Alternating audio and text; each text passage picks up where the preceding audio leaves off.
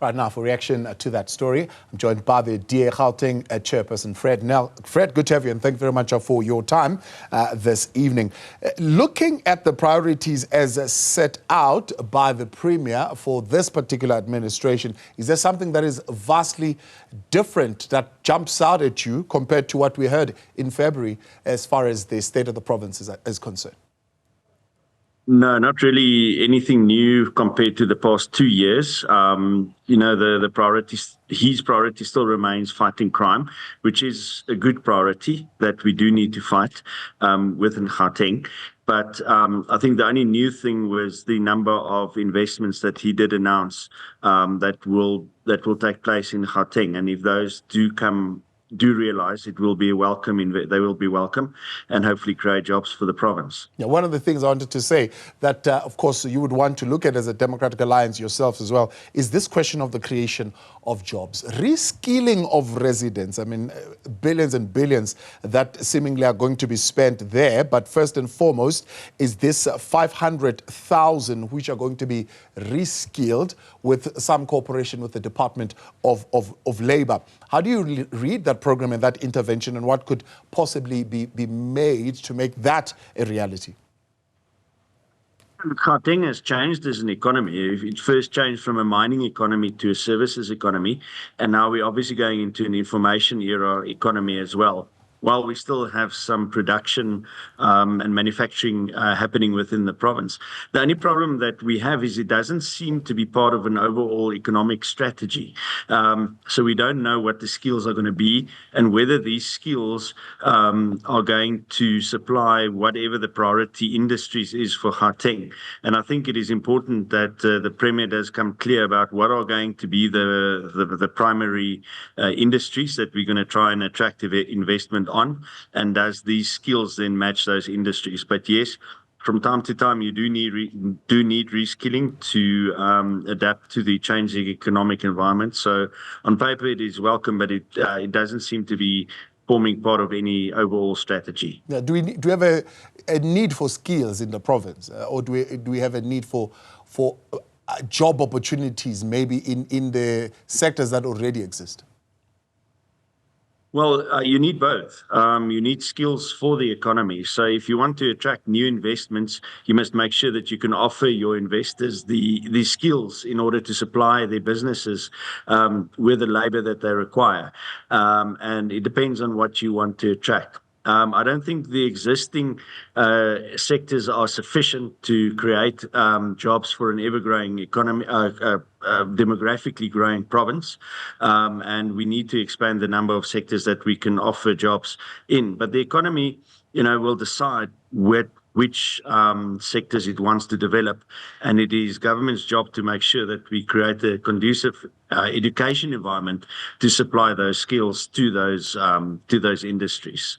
The addition of CBDs to the program to revitalize townships, informal settlements and hostels. I mean, one of the things that are being pointed out there, of course, is that the Joburg CBD is in an embarrassing state. Transnet moving back there, some 460 million that is going to be invested for rehabilitation. And a call for retailers to get back, for example, to a building like the Carlton Centre and re-establish their presence there. Of course, you'll say the apex thing there would need to be crime. Without that, those businesses are definitely not going to return. Look, I mean, any investment in the CBDs must be welcomed. I think the Joburg CBD is starting to turn into a slum. And if we don't turn that around very quickly, it's going to become a huge problem for us. But what I do miss in all of this is, you cannot just depend on Transnet to come and invest in the CBD of Joburg.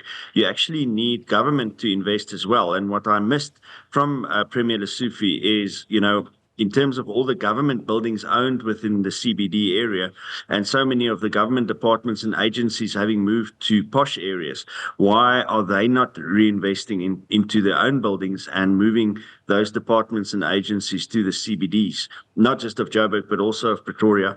That could also do with a boost. But I think that is the one thing that's missing there. Speaking of departments, I mean, do you take seriously the call by the Premier to switch off government departments that don't pay, saying, I'm giving municipalities permission, switch off if they don't pay? Do you think he's going to follow through on that? Well, municipalities don't need the Premier's permission to switch people off. If you're a consumer, it doesn't matter if you're government or private. If you owe money and you're not paying, then they should switch you off, yeah, without fear or favor. So, you know, it was never for Lesufi to give permission. Those municipalities, if they did not switch off government departments who were not paying, then they were derelict in their duty. They should have done that as a matter of course. So yes, of course, municipalities must protect their revenue base and make sure that they implement their credit control policies. We have, I think, on our hands a number of those talk shops, if you like, that are seemingly on the way. One is a climate change indaba. Two, the Premier is speaking about a provincial investment conference. And of course, the others, not so much talk shops, but a lot of tournaments that the Premier is putting money towards, bidding for particular tournaments, some 40 million rands that are going there. First, let's talk about something like a provincial investment conference and how that would have played out at a national level and why we believe that strategy would be best to be duplicated and repeated at a provincial level. We've seen nationally that some of these investment conferences do attract investors and do attract promises of investment. Whether they actually realize is a different question. So there is value in it in order to market Gauteng. You have to market the province in order to attract investment and, you know, to both domestic as well as foreign investors. There are domestic investors who sit on piles of cash that needs to be invested in our country. And if we can make it attractive to them, that will be great. So yes, I think it could have value, but then you need to follow up on the pledges made at these conferences and make sure that there's follow through, but also that you cut red tape to make it easy for businesses to invest in the province and that they don't have to be chased from pillar to post to get the necessary permissions and zonings and these kind of things. So if you have a friendly business environment, yes, you can attract them, and then such a conference can play a good role.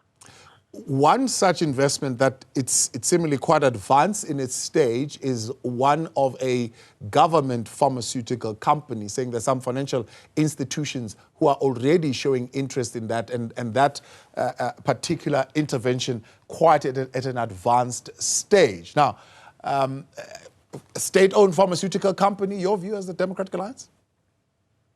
No, we oppose the establishment of a state-owned pharmaceutical company, just like we oppose the setting up of a state bank in Gauteng.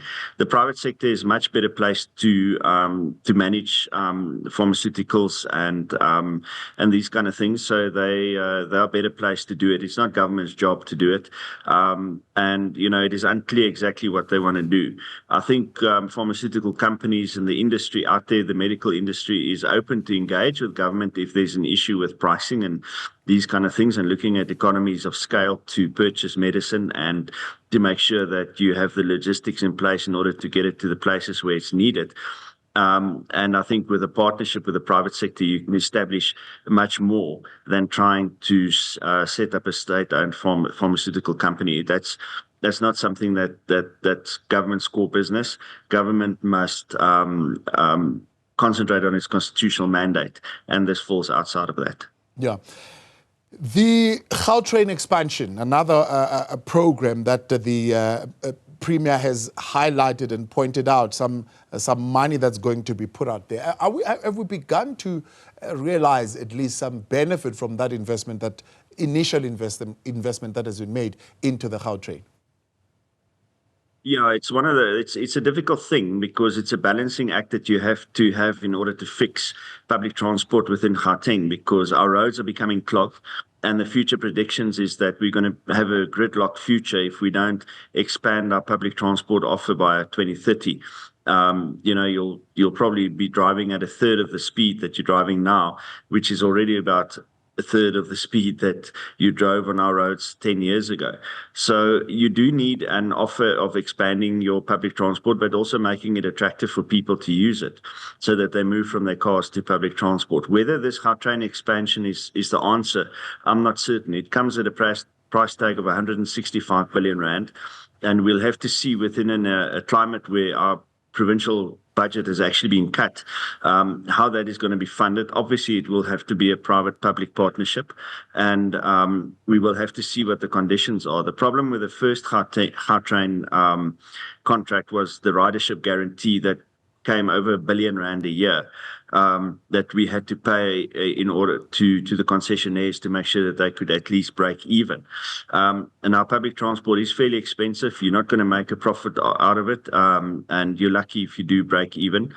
Train systems are the best systems to recover your costs.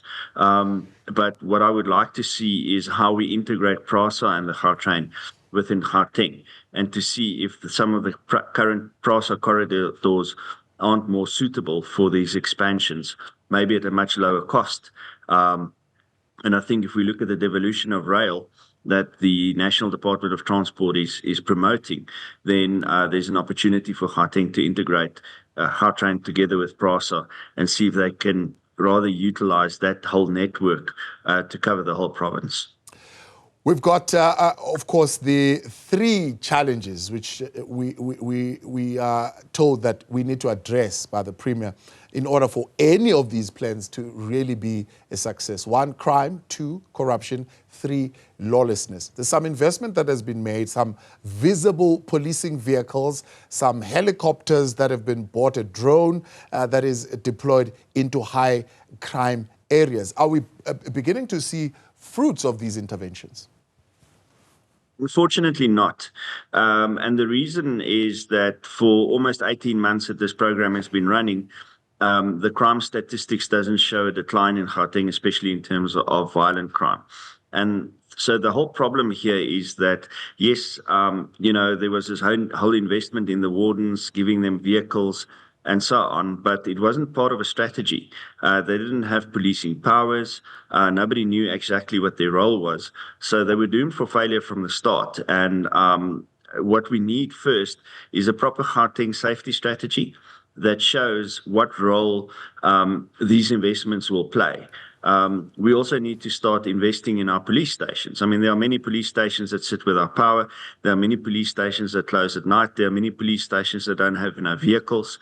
And it's a pity that, that so much resources have gone into this warden program with fantastic vehicles and infrastructure that could have been utilized by the police and probably more effectively in the fight against crime. But you need a proper safety strategy and see how all these parts will contribute towards bringing crime down in the province. Yeah, part of that safety strategy, it seems the Premier is roping in mayors, saying mayors also need to now begin to play at the local level some kind of active role, participation in the fight against crimes. I don't know where that puts, of course, the whole conversation around the devolution of powers that the Democratic Alliance is pushing for. Yeah, look, you need a whole mix of policing. You need your municipal police that enforces bylaws and look after petty crimes, because if you can clamp down on that, you already start to win the war against crime. But then you've got the competing demand of traffic safety that you also need to look after, and then obviously provincial and national policing. And a strategy that integrates all these levels of police will definitely be welcome. And I do think that the municipalities have a role, but I don't think that we need to put pressure on municipalities to go after the big crimes like drug dens and these kind of things. They need to start first with bylaw enforcement, traffic law enforcement, and then complement the police, and the police must then complement them to go for the bigger types of crime. And of course, the question on corruption will always be what the Premier is going to do within his own executive. He seems to be saying that in the next 100 days, he'll be signing some performance delivery contracts, but also going to be watching those departments very closely in terms of delivering clean governance. Do you think those contracts will work? I mean, we've been waiting for lifestyle audits forever, even at national level. And we're told that even if they were to be done, those lifestyle audits, the outcomes of those reports are not really going to be made public. Well, we are calling on Premier Lesufi to make public the lifestyle audits. He has now received results of lifestyle audits for heads of department within the province, and that's to be welcomed. And it seems like there are some of them that fell foul of the lifestyle audits, and we need to know who it is and how it's going to be dealt with. But the same needs to go for his executive. Both him and his predecessor, Premier Makura, both promised that the MECs will go through lifestyle audits and that it would be published, but nothing is coming from it. And he was very, very quiet on that tonight. He only concentrated on the officials and not the politicians. So, fish rots from the head. So you've got to start with the top management, which is the MECs, the Premier, the HODs, and make sure that they are all honest people. In order to make sure that it sourdoughs through the whole organization of the Gauteng government. Fred Nel, we appreciate your time. Thanks so much for coming on and joining us tonight here on In Focus. That's Fred Nel speaking on behalf of the Democratic Alliance. He is, of course, responding to the State of the Province address delivered by Premier Panyaza Lesufi just moments ago. Right.